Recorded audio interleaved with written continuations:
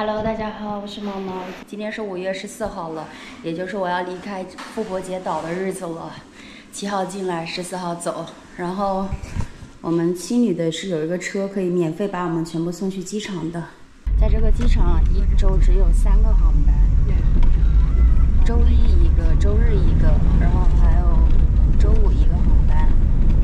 房东给我们载到机场 ，You're so sweet, thank you。还给了我们一个礼物，就是摩崖石像的这个沙子做的，啊，挺有意思的。Goodbye. Bye. Have a nice day. 走了，坐飞机去了，要回圣地亚哥了。我已经成功值机了，到达了复活节岛的候机厅。这个好小啊！这还有个餐厅，可以买一些纪念品。当然，你也可以坐在外面，因为它总共就这一辆飞机，而且它只有一个航班，就是飞圣地亚哥。要离开复活节岛啦，又坐上了来时的飞机。复活节岛，拜拜啦！这个地方真的就是一辈子只来一次的地方，一次就够了。Rapa Nui， 拜拜。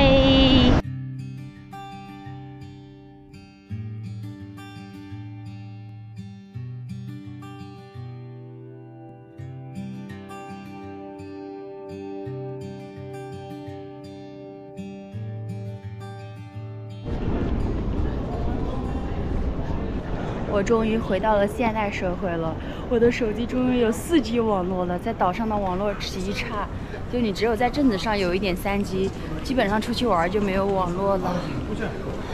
现在去拿我的托运行李，好像回来飞得快一点，总共就飞了4个多小时，去的时候飞得好久。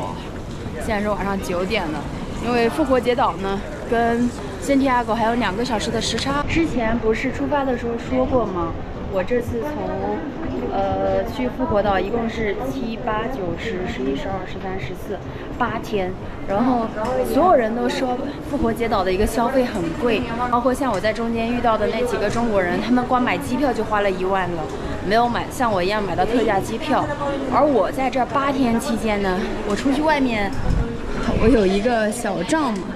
出去外面吃了3顿饭，基本上在外面随便吃一顿饭，最便宜的大概也要到150块钱人民币1顿左右。所以我8天的总共的消费是花了6153人民币。总的来说，这个消费还是很贵的，而且我已经在很省了，基本上我能自己做饭就自己做饭，就实在太远了赶不回去了，我就在外面吃一顿。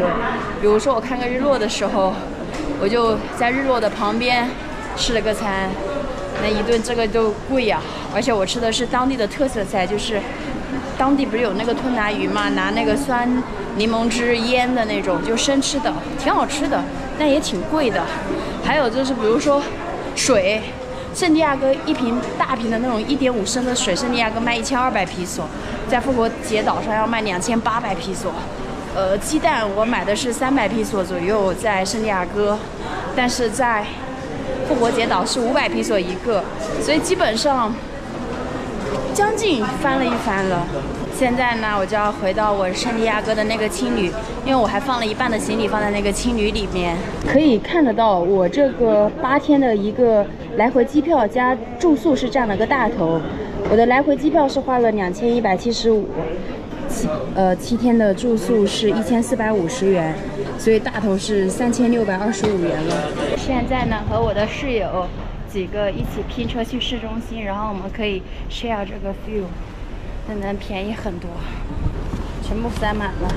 我的室友他们住在这个青旅，然后我住在这个青旅。订的时候他那边满了，我还是继续回我住的那个青旅住。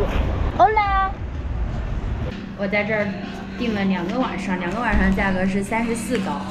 如果我是给的是美元的现金的话，我就不用给 tax。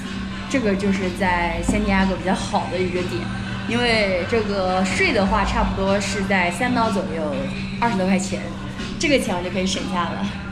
而且我如果不在那个 Booking 上订的话，直接到他的这个青旅来的话，比它在上面定的价格还要便宜一点，就是我看了他们网站上是20刀一天，然后我到了这儿来给钱的话是17刀，就能便宜个20来块钱。